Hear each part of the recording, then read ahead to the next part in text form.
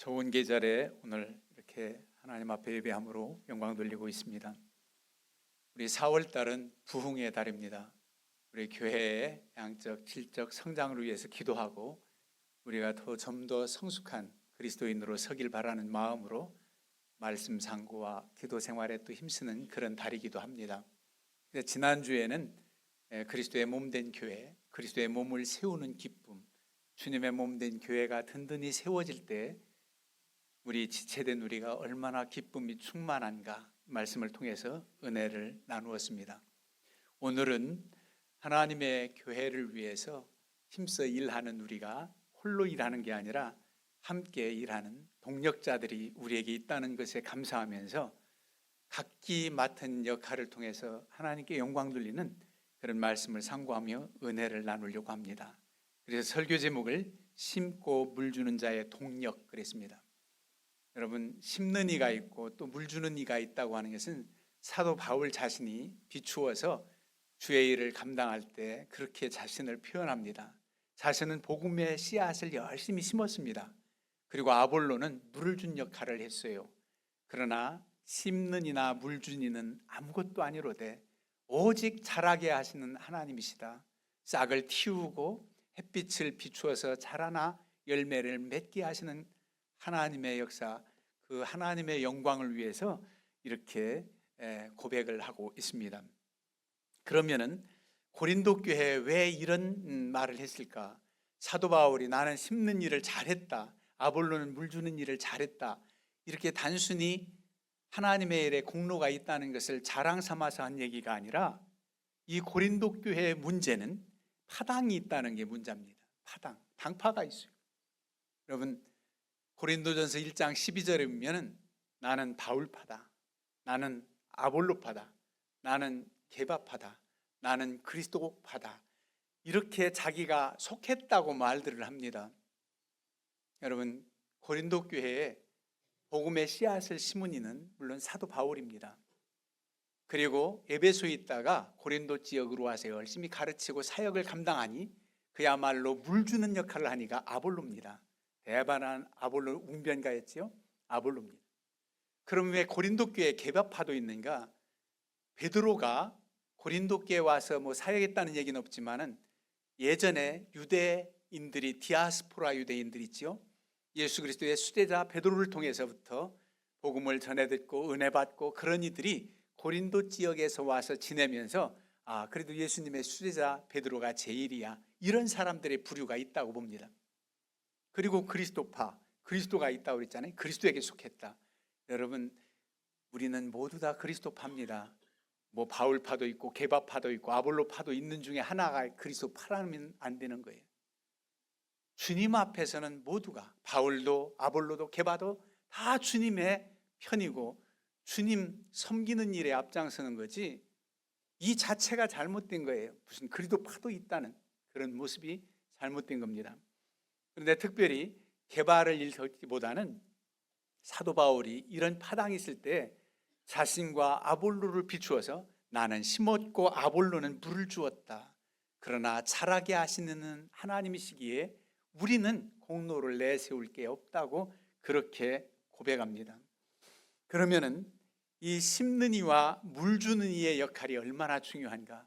하나님의 교회 일, 여러분의 가정생활, 직장생활도 혼자서 어떤 일을 할 수가 없습니다. 함께 일하는 우리예요. 그래서 함께 일할 때에, 이 동력할 때에 어떤 마음 자세로 할 때 하나님이 기쁘시게 받으실 수 있는 그런 일이 되는가? 여러분, 주 안에서 동력해야 합니다. 주님 안에서 동력해야 합니다. 더 읽지 않았지만 마지막 구절에 뭐라고 말씀합니까? 9절에 보면은 우리는 하나님의 동력자들이요 너희는 하나님의 밭이요 하나님의 집이니라. 하나님의 동력자라는, 주의 일을 감당하는 동력자들이라는 거예요. 우리 서로 동력하도록 세워주셨지만은 하나님의 밭에, 하나님의 집에 세움받은 일꾼들인데 주와 함께 동력하는 하나님의 동력자라는 겁니다. 우리가 하나님께 쓰임받고 하나님의 일에 동력하는 동력자로 세워주심에 감사할 뿐이지요. 그래서 하나님의 밭, 하나님의 집 몸된 교회가 부흥하고 견고히 세워지는 역할을 감당하는데 우리가 한 부분을 감당하는 겁니다. 그런데 크게는 하나님과 함께 동력한다, 주와 함께 일한다는 것은 너무 귀한 일입니다. 주님 없이 일해서는 우리가 잘 감당할 수가 없어요. 그래서 바울이나 아볼로, 자신이나 아볼로 아무것도 아니로되 우리 하나님께서 기르셨다, 최고다, 그렇게 말씀하고 있어요. 여러분, 하나님의 일에 동력할 때에 정말 믿음의 사람들은 모두에게 행복감을 전해주고 일을 잘 감당할 수 있어요. 사도 바울이 만나는 많은 일꾼들 중에 그는 이렇게 일컬어서 브리스길라와 아굴라 부부를 칭찬합니다. 너희는 그리스도 예수 안에서 나의 동력자들인 브리스가와 아굴라에게 문안하라. 자신의 동력자들이었다는 거예요. 신실한 브리스길라 아내지요, 아굴라 남편입니다. 이 부부가 정말 사도 바울과 함께 동력했던 귀한 일꾼들이다. 저들을 위해서 문안해라. 그들은 내 목숨을 위하여 자기들의 목까지도 내놓았다고 그렇게 고백합니다. 여러분, 바울 사도를 위해서 목까지 내놓았다는 것은 주를 위해서 목까지 내놓았다, 그런 희생하는 마음으로 동력했다는 겁니다. 이런 동력자들, 그래서 주 안에서 우리가 동력한다는 사실을 잊지 말아야 됩니다. 또 어떻게 하면 동력을 잘 할 수 있는가? 서로의 다름을 인정해야 합니다. 어떤 생각이 다를 수도 있지요. 일하는 방법이 다를 수도 있어요. 그러나 심는 역할을 하는 자가 있고 물 주는 역할을 하는 것처럼 뭐 심는 것만 중요하고 물 주는 것은 중요하지 않다, 그거 아닙니다. 모두 다 중요해요. 심어서 씨앗이 있을 때 물을 줄 의미가 있죠. 심어만 놓고 물 안 주면 그냥 죽습니다. 가물 때 그렇죠. 그래서 모두가 함께 일하는, 역할이 다르다는 사실을 인정하고 나가야 된다는 겁니다. 역할이 다르다, 틀린 게 아니다. 너는 이 일하고 나는 이렇게 일하고. 어떤 때는 방법도 그래요. 그래서 본질적인 꼭 이것만은 꼭 우리가 주 안에서 지켜야 된다는 그런 중심이 있어야 되고, 방법은 좀 달라도 서로 합력해서 아름답게 일하면 되는 겁니다. 그래서 서로 다름을 인정해라. 그런가 하면 우리가 함께하는 일할 때 언제나 같은 마음을 품어야 합니다. 여러분, 부부지간에도 생각이 달라도 예수 그리스도 안에서 기도하고 믿음으로 하나님께서 원하시는 길이라면 이 길로 가자 해서 한 마음이 돼야지, 끝까지 당신 마음대로 내 마음대로, 그러면 그 가정이 하나가 될 수 없고 행복한 가정을 이룰 수가 없습니다. 처음엔 달라도 우리가 기도하면서 하나님의 말씀의 지혜를 얻어서 이 방향이 좋겠다 하면 한 마음으로 나가야 되죠. 같은 마음을 품어야 한단 말입니다. 마음이 나뉘었기 때문에 분란이 있고 그렇습니다. 하나님의 교회가 든든히 서기 위해서 정말 한 마음이 돼야 된다는 거예요. 연합해라, 한 마음이 되라, 얼마나 많이 권고하고 있습니까? 사도 바울은 빌립보 교회에 참으로 칭찬받을 만한 교회 중에도 안타까운 두 사람의 이름을 열거합니다. 누굽니까? 유오디아와 순두개입니다. 내가 유오디아를 권하고 순두개를 권하노니 주 안에서 같은 마음을 품으라. 이 이름들이 어감으로는 참 좋아요. 유오디아, 아주 유한 오디아, 순두개, 순두부같이 부드러운 마음, 그런 느낌이 드는 이름들인데 둘이 서로 하나가 안 됐단 말이에요. 같은 마음을 품어라. 얼마나 간절한 마음으로 권고했을까 싶어요. 같은 마음을 품어라. 그래서 주의 일 기쁨으로 감당할 수 있어야 된다는 겁니다. 내가 열심히 있고 저가 열심히 없는 것 같아, 그런 거 안 됩니다. 서로 소통하고 진솔한 자신의 말을 해주면서 나아갈 때 바로 같은 마음을 품을 수가 있습니다. 우리가 기도하면서 우리가 하나님이 기뻐하신 일들이 무엇인가를 생각할 때 그 편에 서면 함께 그 편에 다 모여지는 겁니다. 주님 편에 서면 다 모여져요. 주님 없이 내 주장, 상대의 주장, 당신이 따라와, 내게로 와, 이래서는 안 됩니다. 한 마음을 품어야 되는데 주님 서 계신 곳, 주님 계신 곳에 주 앞에 서는 겁니다. 여러분, 모세와 여호수아가 하나님께서 그 사역을 인계할 때 여호와의 성막 앞에 서라, 둘이 다 서서 하나님의 말씀을 받습니다. 모세는 여기까지, 그 다음 여호수아 내가 앞으로 가나안 땅, 점령해야 될 그 땅 두 번째 이어질 지도자라는 겁니다. 내가 너와 함께 하겠다. 그러면서 주 앞에서 그들이 당부하시는 말씀을 듣고 계속 사역이 맞춰지고 또 사역을 이어가는 그런 모습을 보게 됩니다. 이런 모든 마음가짐이 우리가 참 중요해요. 그런가 하면 넓은 마음이 필요합니다. 포용된 마음, 넓은 마음. 넓은 마음이 꼭 여자락에서 좁고 남자락에서 넓은 것만도 아닙니다. 믿음이 크고 하나님의 사랑을 엄청 받은 사람은 넓은 마음이 될 수 있어요.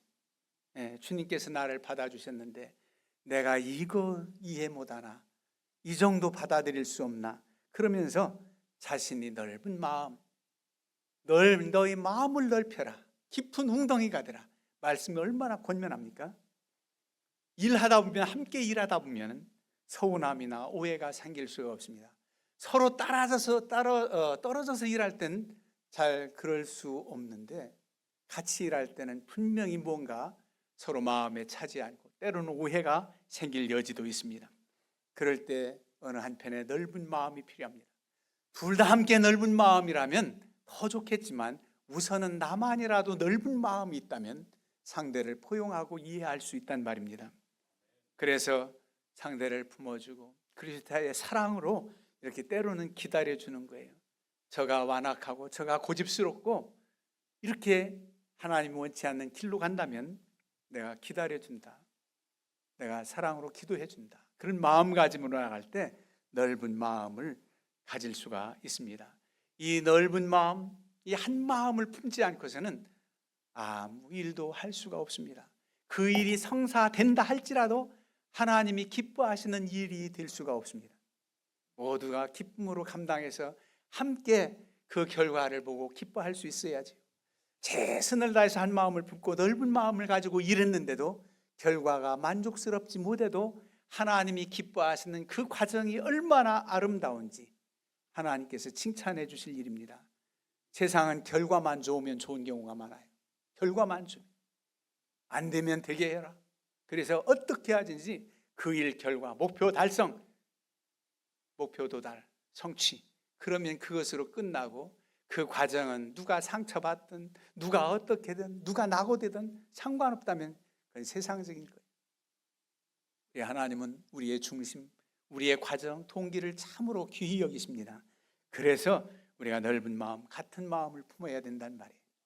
어떤 장로교 목사님한테서 들었습니다. 내 연말에 공동의회 하려면 우리는 당회나 구역회겠죠. 공동의회 회의를 하려면 꼭 성찬식을 베풀고 한대요.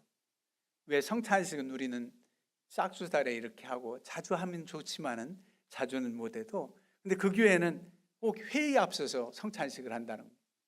왜 할까요? 은혜스러운 안건을 은혜스럽게 하나님 기뻐하시는 뜻을 따라서 회의의 결과가 나오길, 결의가 되길 바라는 마음으로 성찬식을 목사님이 기획하고 했겠지요. 거룩하게 성찬식을 행했습니다. 이것은 주의 몸이고 이건 주의 피다. 십자가에 달리셔서 우리 위해 죽으신 주님의 심정으로 우리가 모든 일을 행할 때 주의 영광을 위해서 한다 하는 뜻으로 성찬식을 받고 거룩히 마쳤습니다. 그러면 그 회의가 은혜스럽고 주님의 영광, 주의 기뻐하신 뜻의 결과를 도출해야 되는데, 언제 성찬식 했느냐?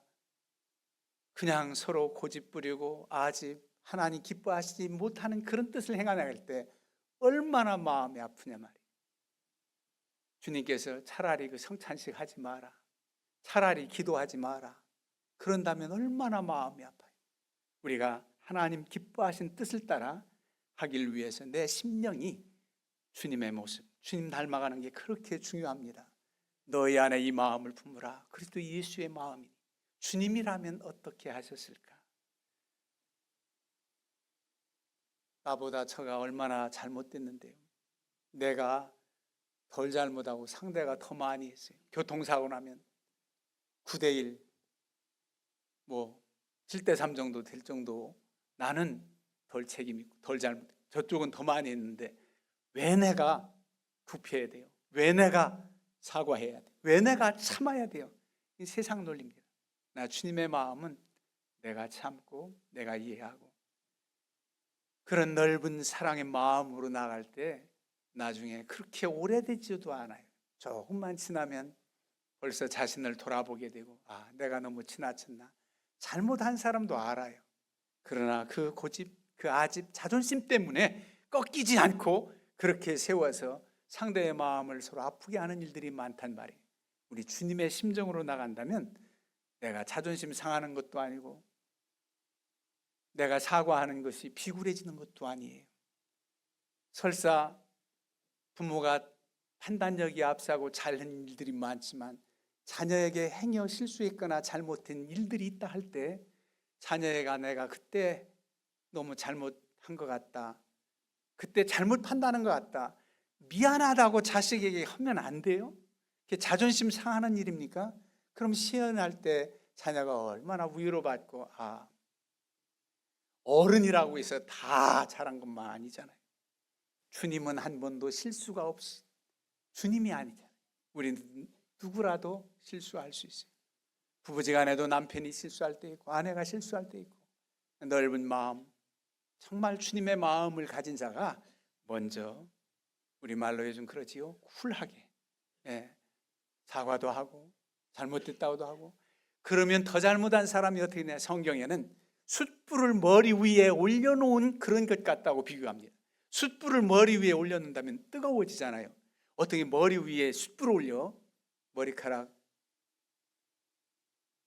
지금도 숱이 없는데 그러면서 그 뜻이 아니라 얼굴이 벌겋게 달아온다는 거예요. 부끄럽다는 거예요. 상대가 더 부끄러워한다는 거예요. 내가 잘못이 더 많은데 저 상대가 나를 이해하고 용서하는 거예요. 그런 마음가짐. 이건 세상 사람들이 할 수 없는 거예요. 오직 주님의 사랑과 은혜를 충만히 받은 자만이 할 수 있는 은혜입니다. 그런 줄 믿어요. 그래서 넓은 마음을 가지라. 성경에 그런 인물들이 있죠. 바울과 마가 요한 이야기입니다. 여러분, 마가 요한은 참 괜찮은 집안의 아들이었어요. 마가 요한이 누구 집안의 아들이냐? 마가의 다락방, 그 어머니의 사랑으로 예수 그리스도 최후의 만찬 집을 내어주고, 마가 요한의 집에서 120문도가 모여 성령 충만함을 받은 오순절 다락방이 마가 요한 집입니다. 그 집의 아들이 마가 요한이에요. 그 마가 요한이 바나바의 생질이기도 합니다. 첫 번째 전도여행길에 사도 바울과 바나바가 함께 1차 전도여행에 떠나지요. 그때 바나바의 생질 마가 요한도 데리고 갑니다. 여러분 잘 아시죠? 그럼 마가 요한이 중도에 하차합니다. 구체적인 내용은 나오지 않았지만 고향 생계가 있는지, 그 힘든 전도 여정길에 지쳤는지 나는 더 이상 못하겠다고 중도 하차했어요. 그때 바울 사도가 얼마나 마음이 아팠을까, 힘이 빠졌을까. 그러니까 2차 전도 여행 때는 바나바와 사도 바울이 둘 사이가 나쁜 건 아니지만은 의견이 서로 달라졌어요. 왜? 바나바는 우리 생질 또 데리고 가자, 마가 요한 데리고 가자. 사도 바울은 1차 전도 여행 때도 그렇게 중도 하차한 저 마가 요한을 왜 데리고 가느냐? 난 데리고 갈 수 없다. 그래서 바나바와 사도 바울이 2차 전도 여행 때는 서로 나누어서 가게 됩니다. 나뉘어서. 그래서 바나바는 마가 요한을 데리고 다른 길로 가고, 사도 바울은 또 신라와 함께 가고, 이렇게 해서 다른 길로 가게 되는데, 보세요. 디모데 후서 사도 바울의 마지막 유언장과 같은 그곳에 뭐라고 표현됐느냐면, 마가 요한에게 이렇게 말합니다. 즉 디모데에게 말하죠. 디모데에게 편지를 하면서 누가만 지금 나와 함께 있다. 마가 요한, 마가를 데리고 오라는 거예요. 내게 유익하다는 거예요. 마가 요한 데리고 와라. 디모데는 지금 에베소에서 사역할 때 에베소에 두기고를 보내고, 두기고가 에베소에 사역하는 동안 나한테 이 마지막 면회가 될지 모른다. 빨리 너는 어서 속히 내게로 오라. 추운 겨울날 로마 감옥에서 그야말로 디모데 사랑하는 아들과 같은 제자를 기다릴 때 디모데에게 부탁하는 거예요. 마가 요한 데려오라고, 내게 유익하다고. 여러분, 예전 생각하면 마가 요한 나는 신뢰할 수 없어. 대부분 그래요. 한번 실망하면 그 선입관념이 생기고 또 편견이 생겨지게 돼요. 그를 언제 믿을 수 없어요. 그러나 여러분, 참으로 회심했고 자타가 공인하고 이 사람 정말 주님 사랑하고 있나, 믿음이 적었지만은 큰 믿음으로 지금 다시 세워졌다고 하면 믿어주는 겁니다. 받아들여 주는 겁니다. 그래서 옛날에 그 선입관념, 편견 다 물리치고 주님께서 저를 새롭게 하셨으니 함께 일하는 좋은 일꾼이다 인정해 주는. 그래서 사도 바울도 위대한 거예요. 바나바도 더 훌륭하고 생지를 포기하지 않고 끝까지 믿음으로 세운 자야. 숨은 이야기가 바나바의 공로라고 봅니다. 그래서 마가 요한도 유익한 하나님의 종이 됐다는 거예요. 이게 바로 넓은 마음을 가지고 서로 포용하는 그런 사람들의 동력입니다. 그리고 우린 겸손히 일해야 됩니다. 오직 잘하게 하시는 분은 하나님이시라고 그랬잖아요. 내가 심을 수 있는 능력과 물 줄 수 있는 힘도 주님께서 공급하시는 힘으로 했다면 더욱이나 잘하게 하시는 분은 하나님이시다. 최선을 다했다면 심는 이나 물 주는 이 아무것도 아니라는 거예요. 심은 사람을 탓하지 마세요. 내가 물 주려고 하니까 씨를 워낙 잘못 심어서 나지도 않네. 그럴 필요도 없고, 심은 이가 잘 심었는데 게을러서 물도 안 주어서 자라지 못했다고 원망불평할 것도 아니라 서로 격려하면서 해야 됩니다. 어떤 때는 딱 일이 분리되지도 않았어요. 어떤 때 내가 심고 내가 또 물 줘야 될 때도 있어요. 그렇잖아요.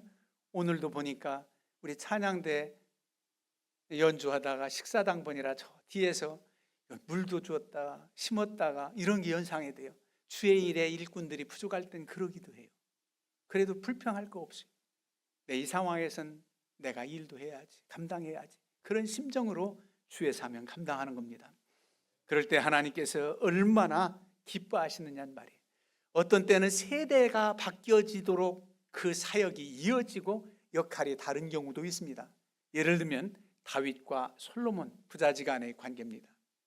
다윗이 하나님의 성전을 그렇게 세우고 싶어서 레바논의 백향목을 다 운수해서 두로 해변가로 뗏목처럼 다 보내지게 수입을 해가지고 이제 준비해 놓고 금과 은과 성전에 들어가는 그 많은 것들을 다 준비해 놓고 성전을 건축하려고 했더니 하나님께서 너는 여기까지, 너는 피를 많이 흘린 자다. 나라를 구하려고 피도 흘렸겠지만 오히려 성전을 건축할 수 있는 은혜를 다윗에게 허락지 않았어요. 그러나 준비한 그 가정과 하나님 사랑하는 마음을 하나님께서 왜 안 받으셨겠습니까? 다윗은 거기까지입니다. 그리고 나서 솔로몬이 성전을 건축하게 되지요. 솔로몬의 역할도 큽니다. 근데 솔로몬이 마지막 봉헌식, 낙성식, 헌당식 때 뭐라고 고백합니까? 역대상 29장 13절 14절에 우리 하나님이여 이제 우리가 주께 감사하오며 주의 영화로운 이름을 찬양하나이다. 모든 것이 주께로 말미암아 싸우니 우리가 주의 손에서 받은 것으로 주께 드렸을 뿐이니이다. 이렇게 고백합니다. 여러분, 이 원리를 안다면 내가 자랑할 것도 없고 내 공로 내세울 것도 없어요. 그저 하나님이 하나님의 일에 동력할 수 있는 동력자로 세워주시고 공급하는 힘으로 주시고 때로는 시간도 여건 돌아가시고 물질도 주시고 건강도 주셔서 이 사명을 감당할 수 있게 하셨구나. 그래서 감사할 뿐입니다. 사람을 보고 일한다면 시기와 질투도 생기지만 하나님을 바라보면서 나아갈 때는 기쁨과 감사가 넘치게 되는 줄로 믿습니다. 이제 우리는 역할은 달라도 서로 인정해서 함께 쓰임받은 것에 대해 감사해야 됩니다. 그리고 홀로 두지 않고 이렇게 혼자 하지 않고 함께 일할 수 있는 동력자들 세움에 너무 감사하지요. 내가 심을 때 기꺼이 물을 주는 그런 동료를 축복해 줘야 됩니다. 내가 물을 줄 때 심어놓은 이의 공로를 잊지 말아야 됩니다. 다 중요한 거예요. 귀한 일이지요. 우리를 자라게 하신 하나님 앞에 감사하면서 함께 기뻐하는 그 자리, 얼마나 놀라운 은혜의 자리인가요? 오늘 말씀에 너희는 하나님의 밭이요 하나님의 집이니라. 온 성도들을 향해서 하나님의 밭, 하나님의 집, 교회를 세우기 위해 하나님 앞에 많은 열매를 맺어 하나님 농부 되신 하나님 기쁘시게 하려고 하는 쓰임받은 동력자들입니다. 이 일에 우리가 최선을 다해서 주님의 영광을 나타내며 사시기를 주님의 이름으로 축원합니다. 이 시간 플루팀 연주람으로 영광 돌리겠습니다.